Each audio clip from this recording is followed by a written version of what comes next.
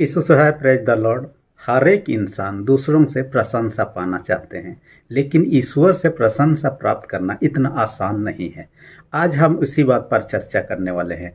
यिर्मयाह की नबी की पुस्तक 9 अध्याय उसका 23 और 24 पद के अनुसार हम ये जानने का कोशिश करेंगे ईश्वर किससे खुश होता है, किसकी प्रशंसा योग्य जीवन कह सकते हैं ईश्वर के दृष्टिकोण से। मनुष्य होकर हम झूठे मूठे भी हम लोग एक दूसरे का प्रशंसा कर सकते हैं, लेकिन ईश्वर सच्चा ईश्वर है और सच्चाई बातों पर ही प्रसन्न होता है, खुश होता है। ये यिर्मयाह नबी की पुस्तक जब हम देखते हैं, ये पता चलता है कि यह यिर्मयाह के द्वारा लिखा गया पुस्तक माना जाता है।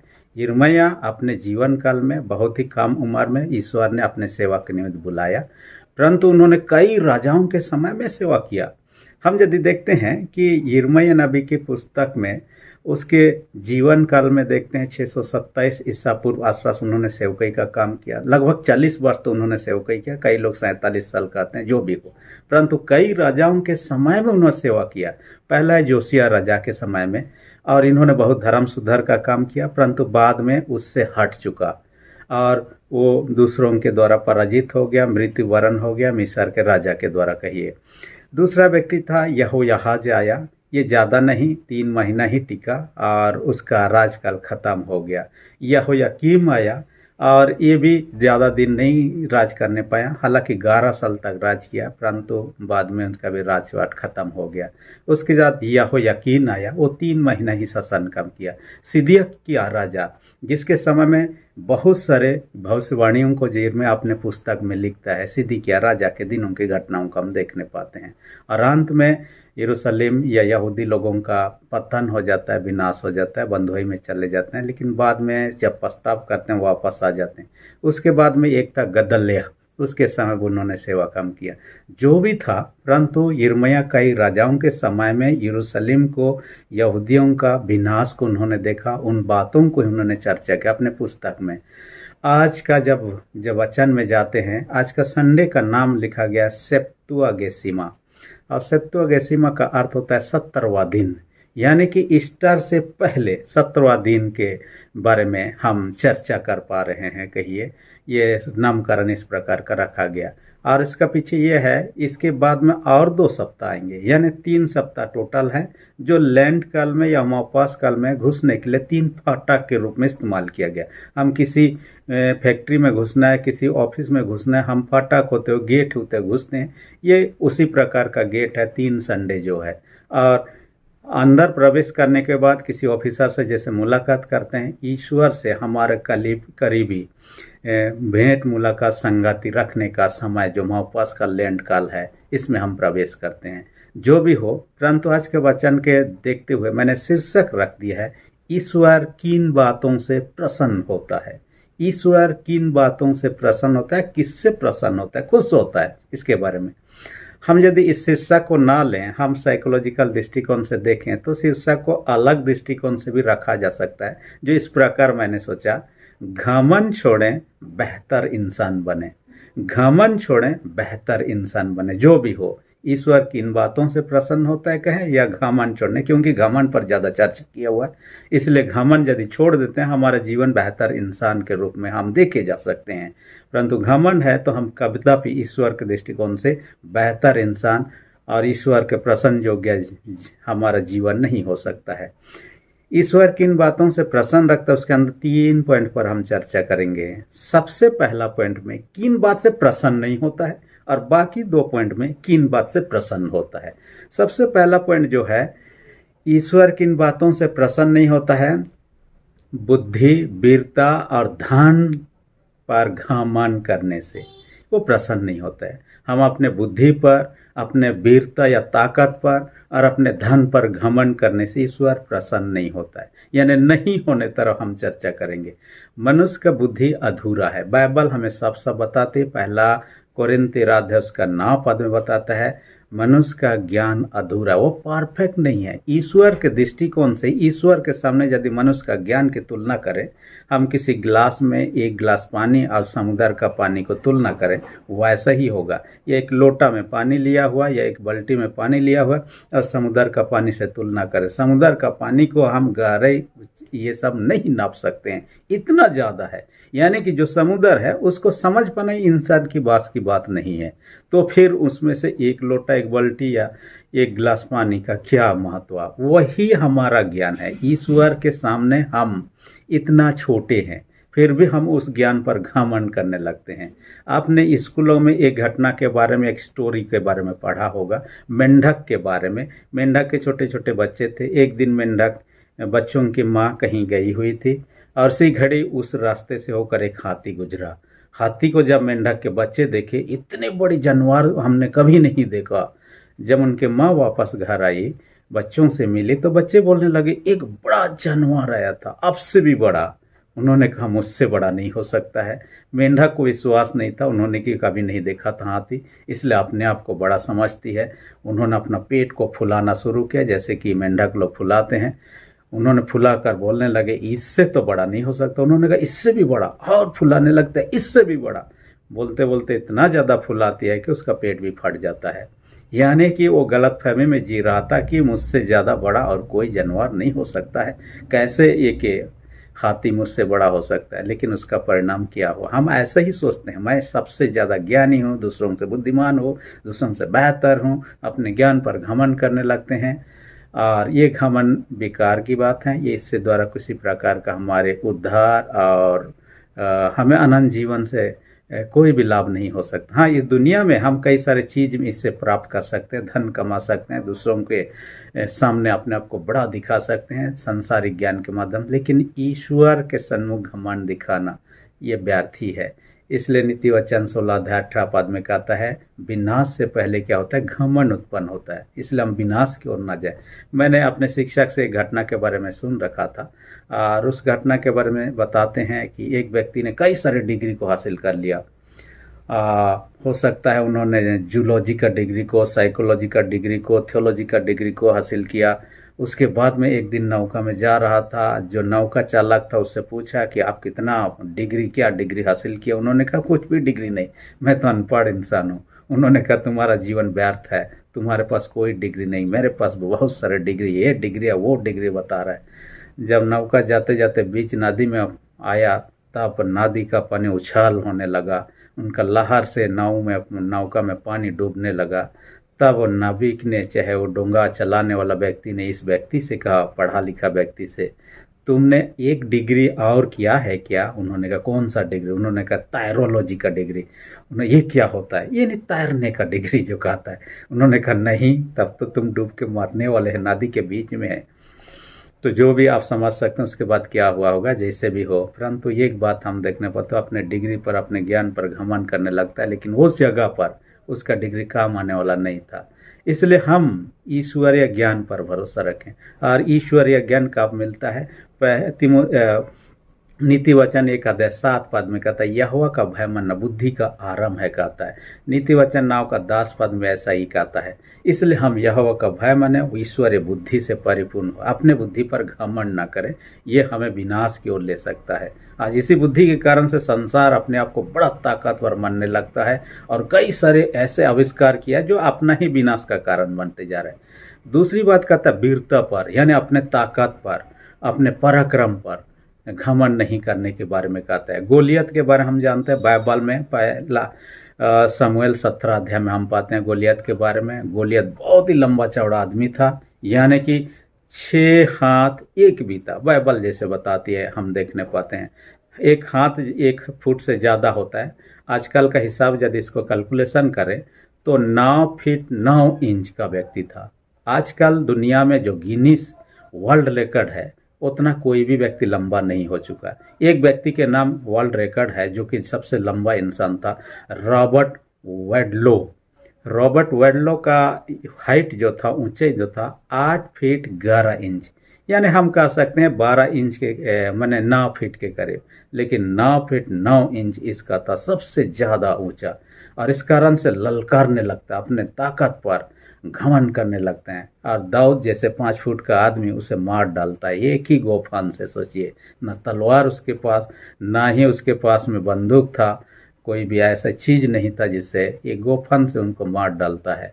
देखिए उनका घमंड एक पल में चूर चूर हो गया, खत्म हो गया। आज देखिए लोग शारीरिक बल से, अपने हथियार के बल से दुनिया में राज करना चाहते हैं, सुपर पावर बनना चाहते हैं। बड़े बड़े देश अपने आप में एक दूसरे के साथ कंपटीशन में लगे हुए। अमेरिका अपने आप को सुपर पावर मानता है, रसिया अपने ढंग से अपने आप को मान, चाइना, कोरिया इत्यादि लोग भी अपने हिसाब से मानने लगते हैं। आजकल हम देखने पाते हैं इराक, ईरान के बारे में चर्चा करने पाते हैं। हर हथियार जिनके पास में, वो अपने आप को पावरफुल दिखाने का प्रयत्न करते, लेकिन ये सारी चीज़ कुछ भी नहीं, ईश्वर के सामने कुछ भी नहीं है। एक उदाहरण से इसको हम समझने का प्रयत्न, आपने एलन मस्क का नाम सुना है, जो दुनिया के, संसार के सबसे धनवान इंसान में से है। और उसके बारे में कहता है कि वो आकाश में बहुत सारे सैटेलाइट को छोड़ा बीते दिनों में, जबकि उन्होंने 49 सैटेलाइट को छोड़ा था। और आपने न्यूज में सुना होगा सूरज में आंधी तूफान आया, और सूरज का एक गर्मी वाला आंधी आने के कारण से उनका 40 सैटेलाइट क्षण पल में सारे नष्ट हो गए, ध्वंस हो गए। एक ऐसा आंधी तूफान आना जो कि सूरज का आग से सारे झुलस गया। यदि ऐसे आंधी तूफान बड़ा होकर पृथ्वी आए तो सारे चीज खत्म हो जाएगी एक पल में, कोई भी कुछ नहीं कर सकता। यानी ईश्वर के सामने तो हम कुछ भी नहीं है। एलन मस्क का उस घटना के बारे में पढ़ रहा था, उनका 40 सैटेलाइट नष्ट होने के कारण से उनका $20 मिलियन का नुकसान हो गया। और इतना नुकसान होना बहुत ही ये की बात है। लेकिन जो भी हो, ईश्वर के सामने हम निर्बल हैं, लेकिन फिर भी अपने आप को वीर दिखाते हैं, घमंड करने। तीसरी बात कहता है धन पर। धन तो सब प्रकार की बुराइयों की जड़ है, जैसा तीमुथियुस की पत्री में कहता है, इसलिए इस पर भरोसा नहीं करना चाहिए। लूका 12 अध्याय में एक धनवान व्यक्ति के चर्चा हम पाते हैं, जिन्होंने कहा मेरे पास बहुत संपत्ति है, मैं कहाँ रखूंगा, कैसे रखूंगा। ईश्वर उसे कहता आज ही रात तेरा प्राण तुझसे ले लिया जाएगा। तो क्या फायदा उस धन का। हम धनवान व्यक्ति लाजार के बारे में वर्णन पाते हैं लूका 16 अध्याय में। धनवान व्यक्ति अपने धन पर ही बहुत मस्त मगन रहता है, लाजार पर कुछ भी ध्यान नहीं देता है। लेकिन एक दिन क्या होता है, लाजार स्वर्ग को चला जाता है, धनवान व्यक्ति नरक में पहुंच जाता है। इसलिए धन पर घमंड न करें, यह हमें स्वर्ग तक पहुंचा ही नहीं सकता है। और हम क्या करें, ईश्वर पर भरोसा करें, ईश्वर पर ही घमंड कर सकते हैं। छोटे बालक जैसे देखिए अपने माता पिता पर जैसे भरोसा करते हैं, उनके डायरेक्शन में चलते हैं, हमें भी वैसा ही अधीनता में रहना चाहिए। आज लोग पैसों के कारण से घमंड करने लगते हैं। बीते दिन में भाई DGS दिनकरन, जो इस दुनिया में अब नहीं है, उनके गवाही को जब सुन रहा था, मैंने कभी चर्चा भी किया है। एक दिन वो स्वर्ग के द्वार पर खड़ा हुआ था, और स्वर्ग के दरवाजा पर कैसे कैसे लोग स्वर्ग में प्रवेश कर उनको इंतजार कर रहा था। देखने लगा एक देश का प्रेसिडेंट आया, और आते आते उनको लगा कि मुझे तो स्वर्ग में जगह मिला, क्योंकि देश का प्रेसिडेंट था, राष्ट्रपति था, उसका नाम वो चर्चा करना नहीं चाह रहा था। लेकिन बाद में उनको पकड़ के ले गए, नरक में डाल दिया जाता है। उनको तजुब होने लगता है, एक राष्ट्रपति होने के बावजूद मुझे नरक में भेज। उसके बाद एक फिल्म एक्ट्रेस आती है, बड़े सुंदर थी, उनको भी लगने लगता है मैं तो दुनिया में इतने फेमस हूँ, इसलिए मुझे स्वर्ग में जगह मिलेगा। लेकिन उसको पकड़ कर नरक में डाल दिया जाता है। घबरा जाते हैं ये लोग। देखिए हमारा नाम पाद पैसा के कारण से हम लोग स्वर्ग में जाने वाले नहीं हैं, इसलिए इन घमंडों को छोड़े। आजकल लोग money power, muscle power, political power, इस प्रकार कई प्रकार के जो पावर है उनके कारण से घमंड करने लगता है। घमंड विनाश का कारण है, जैसे नीति वचन 16:18 में हमने देख चुका है। इसलिए इनसे परे रहे, ईश्वर से प्रसन्न नहीं। बाकी दो किन से ईश्वर प्रसन्न है, दूसरा पॉइंट में हम ईश्वर के विषय अच्छी समझ रखने से कहता है। ईश्वर के विषय अच्छी समझ बूझ, और बाइबल तो इसी बात को कहता है।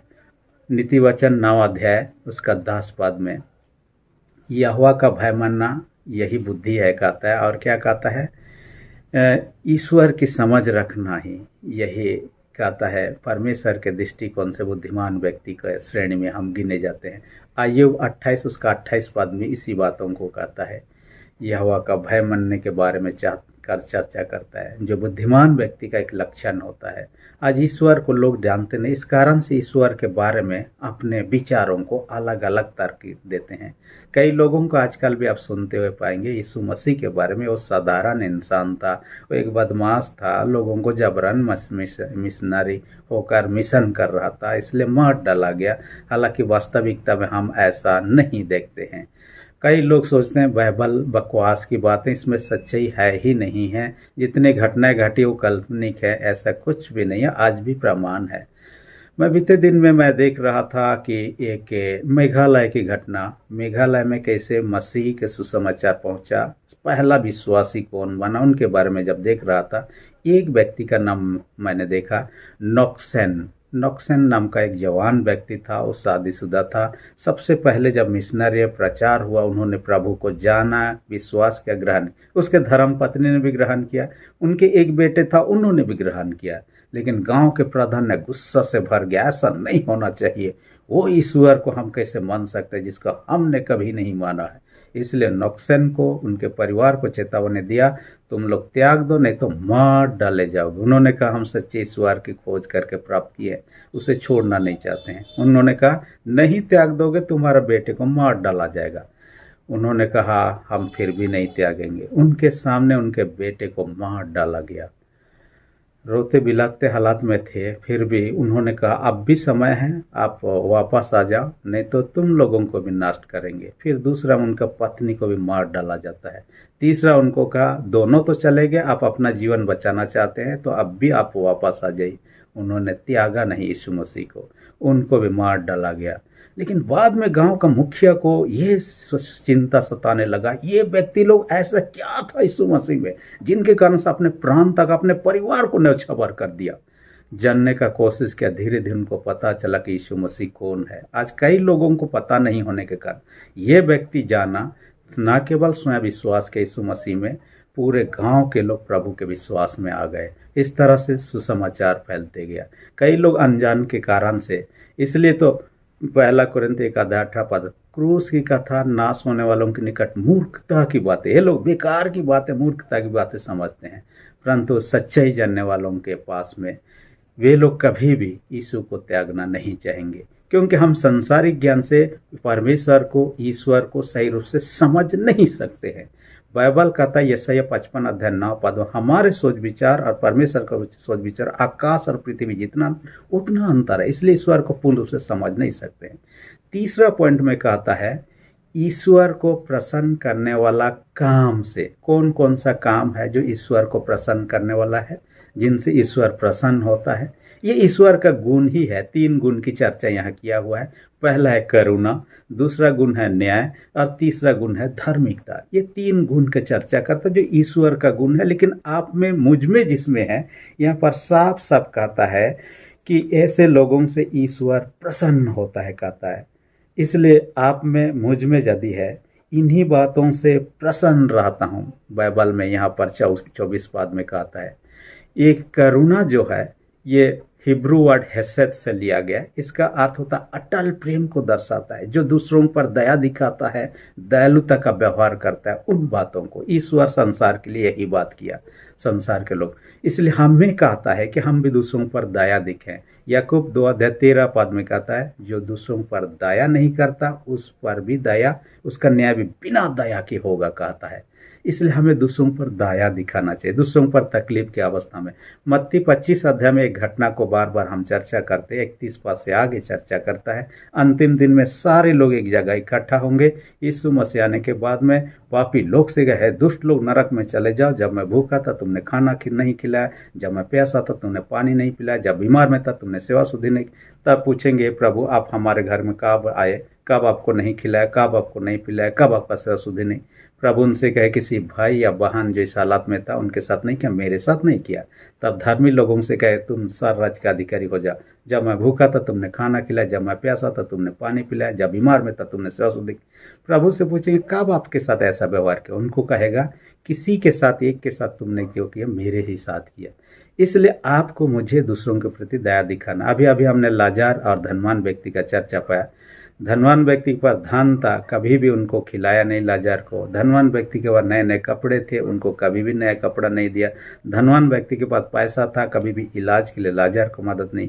यानी कि उन्होंने बुराई से धन कमाया, ऐसा चर्चा हम नहीं पाते हैं, परंतु जो दया दिखाना चाहिए एक गरीब के प्रति, असहाय के प्रति, लाचार के प्रति, उन्होंने नहीं किया। और इसलिए न्याय के समय में देखिए वो नरक में पड़ा हुआ तड़प रहा है। इसलिए हमें दूसरों के प्रति दया दिखाना चाहिए। ये इसलिए हमारे प्रति भी दया दिखाया जाएगा। मैंने अपने मिनिस्ट्री चैनल का वीडियो में एक टेस्टिमनी शेयर किया है परमेश्वर के एक जन जो कि अनिष्का पॉल डंग के बारे में। उनका एक जीवन की एक और घटना को मैं उसमें जोड़ना चाहता हूँ। आने वाले दिन में उनका और एक चैनल में उस चैनल में और सारे गवाहियों को आप सुनने पाएंगे। परंतु इसी घड़ी मैं एक बात को, एक बार एक हॉस्पिटल में गए हुए थे किसी काम के सिलसिले में।